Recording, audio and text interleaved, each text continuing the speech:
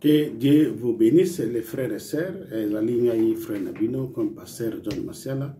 Ndege Mobesano, Tal Sakabato, Bingaïté, comme John Masiala, Zamba Salanga Grâce, Nazali Kamba Église, ou Babignon Board of Grace, à Londres.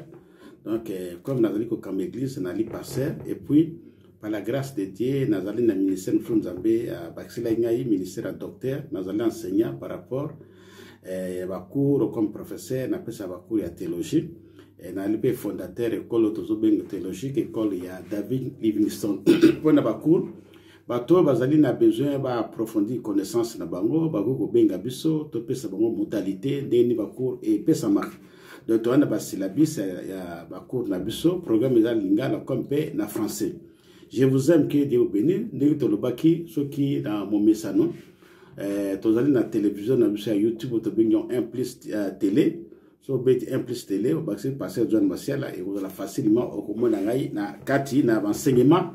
o tozali ko pesa na nzela ya ko pambola libota na Nzambe to le baka mettre for l'homme de Dieu. Il est comparable comme un artiste, il reste toujours dans l'isolement pour bénir, pour avoir un tableau pour bénir le peuple de Dieu. Tabula lelo to mebili bino to parler sur à manger kolia. Elle est très nécessaire. Tout le monde a mis ceux qui sont malades à l'hôpital, qui sont possibles à tout n'a est-ce qu'ils ont lia pour ne pas partir à lia et qu'on arranger bilo que belé et qu'on peut ça force dans le là qu'on peut ça vitamine et qu'on peut ça calories ou qu'on peut ça mutu force à y ko se restaurer ko tambola dengue tous souhaiter de point que lia est très important na nyoso nzamba sali babi la parole de Dieu est utile pour nous enseigner, pour nous convaincre, pour nous corriger, c'est-à-dire pour nous réparer notre façon de voir et notre façon de penser, comment nous pouvons marcher dans ce monde pervers et corrompu. Donc, autant que verset moko, on zamba tchengena ker, na lingito partageons ensemble, to kende na livre na biso, ya Bible, ya 1 Corinthiens, chapitre nango 10, verset 25, na lombango, bozwa babiki na bino, bozwa papier, et puis bozwa Bible, to la lecture, ya parole ensemble. Kuna balobi boye, selon l'inspiration, où apporte Paul à le Bible, manger de tout ce qui se vend au marché. Alors, dans la Bible, ce que moi dis tout, faut,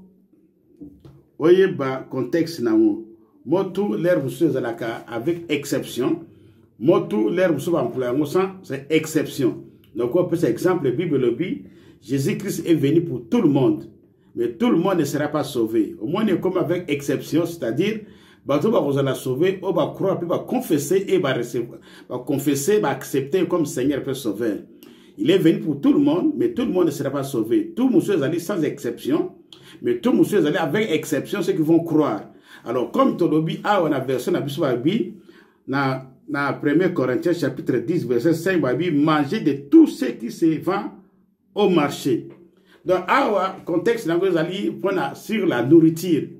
Tout ce qui va au marché, dans le marché, bate karabilok et belé, bate karabilamba, basapatu, bibende, tout va sete, mais au relié à nyon sauté, n'est que tout le monde a taki kala, babi monimambo, ali à nguba et l'ongona ban.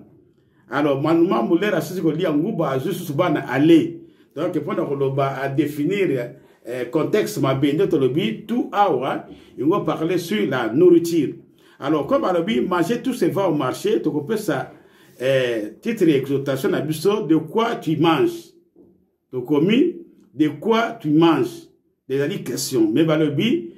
manger tout ce qui va au marché. Donc, awa, manger, avec exception, il y a ko nazandu, tale loko nini, et te kama nazandu po yoye bako lia. Alors, ceux qui t'ont dit que ça, la choix, ya ko lia, et puis selon la vision en Zambé, selon volonté en Zambé, denga sala ki biloko wana pona ko équilibrer corps na biso na kati ya corps a mutu to na trois parties to na corps âme esprit otozo bengango la trichotomie. Alors trois parties ana chaque partie eza na nourriture nango appropriée cerveau na biso âme na biso il faut lire la connaissance notre lobby biloko to yokola na classe de connaissances ana nécessaire pour na cerveau na biso et puis biloko to zoka apprendre na mokili nyonso na niveau cerveau mais corps na biso physique. Pour Elia, tu as besoin de nourriture, sur la nourriture physique. Alors, nourriture spirituelle, tu dois parler sur la nourriture spirituelle à à la prochaine occasion. Mais le lot n'a 7 mingi par rapport à tant aux anango sur la nourriture physique au corps n'a a besoin. Tout ce que se vend au marché n'a bandi na biloko nini au Bible est ici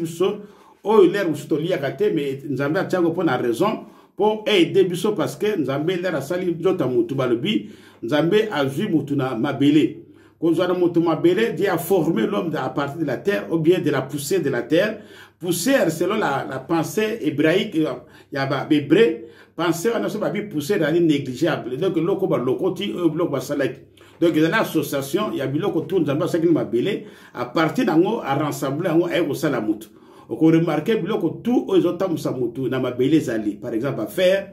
vitamine, calories biloko na tout et uta na mabele na biloko mabele za ko produire pour eux sunga mutu azana équilibre ndenge Nzambe alingaki azala corps physique na ye ezala na intégrité ezala intègre. Alors na marché to ko mona bateka ba insectes, na marché bateka ka ba fruits, na marché bateka ka ba graines, na marché bateka ka viande, na marché bateka ka poisson. Alors, na kati nango mutufo ali ya biloko na nyoso po équilibré corps na ye ezala na forme moronde Nzambe lingi ezala na bonne santé. Donc na bonne santé na soto tali kota insectes oyo ezana ba vitamines ba protéines et puis ba calories oyo ko pesa nzoto nezala bien Nzambe ibi chaque insecte ba azoko porter ba vitamines na ba calories nini atana kati po aider mutu. Par exemple, dernièrement, les savants ou bien les chercheurs, ils vont dire que makelele, ils ont des vitamines belé pour aider mutu. Bon, ils ont des vitamines belé, ndonge, ou bien insectes amike mikiana, ils allaient bien. Au conseil, peut-être une année, 2 ans, on lui a monté un jour, on a raté, biloko belé. Après tout, on a allé malade. Mais, biloko aider pour obéir la maladie, ba vitamine na ba calories, ba potentialité, ils ont 4 insectes na, et qu'on permettre yo o yeba ko équilibrer corps non mais to monaka eloko ndenge ba bay ndenge dernièrement bazolo bake ba nini ba bay ezali ko produit to binya ba miel na ce que le amo eleki na ba cycle musu to zoli ezo pesa pour malade na leki côté insecte donc comme côté ya ba fruits ezali belé ba avocat ba safu malala biloko na nyoso banana ndoto bitabe mais chaque eloko ezali Nzambe asali ana et ba propriété et ko aider corps na yo pour ezala bien donc moi na tanga biloko na te mais comme dans le monde moderne so que na Google oko tanga ba fruit na nyoso ba yipso ke avantage na nini ezali po na koleya yango kota ba racine nyoso na l'air mususu komona toza ko négliger biloko net ba racine net ya kimbiolongo ba bi ezali malamu. Et puis, la racine n'était mon pêche. La racine ana ezale belé moto tanga nyoso te mais so kena wenze kote bateka soit disant ba binga bokoko c'est-à-dire la racine ana et que de pendant nzoto na yo ezala équilibré. On a besoin ya viande peut ezali bien. On a besoin de kata viande on a ba espèce belé ba volaille ba petit volaille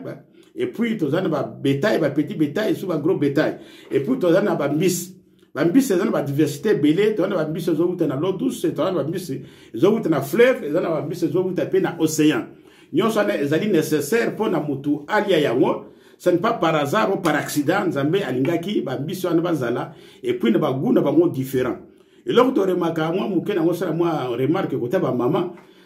bato asala mingi marché asengi papa na kende marché lera ko senga mbongo ya marché o mona lera mususu a négliger ba fruits lera mususu a négliger ba insectes l'air mususu a négliger de to bengi ba racine azonga na ndako sombika mususu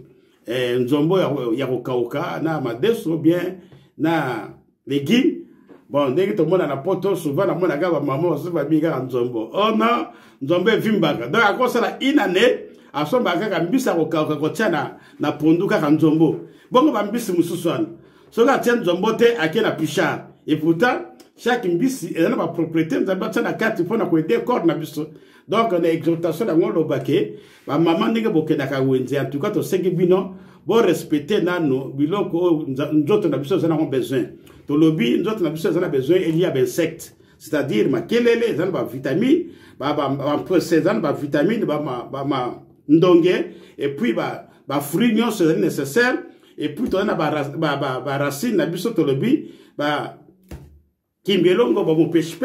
ba racine ezali belé moyen kotanga nyonso wana ezali te mais ekoyede biso pour corps na biso ezala équilibré ba viande et puis et ba mbisi nyonso wana pona kolobaki surtout respecter repas na biso équilibré en tout cas hormona ba malade belé et kokima na nzoto na biso po mingi dans mona ka passer bondela nzoka te ezali malade ba démote ezali malade à négligence c'est-à-dire oliaka mabe lerana nzambe apesa biso ka révélation to kolba kede kolia a passer au bondeli te pona non dans la connaissance na biso peut-être oliaka bien te lerana au conseil na bi bana kolia mi ndo monaka mutu muso na Kinshasa na sali un mois l'air muso aliaka fruit moko o aliaka bitabe bon ba fruit muso sana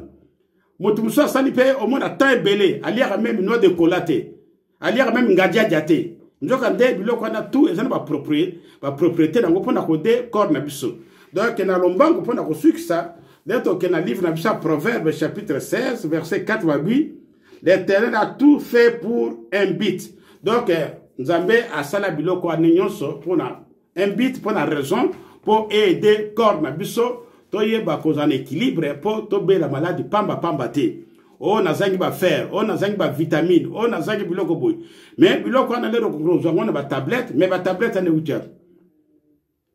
ba comprimé na ba mindele ba salaka po a na poto ba mindele bazali na biloko na te ba zongo ba tsango na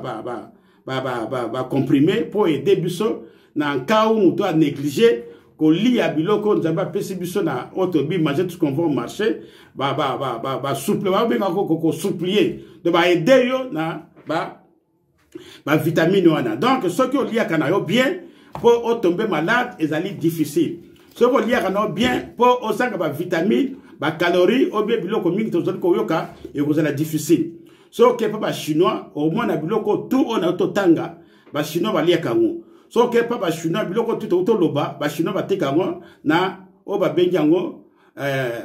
médecine traditionnelle biso pe tozali na ngo mais ce que côté na biso to oh non bokoko quel bokoko laxini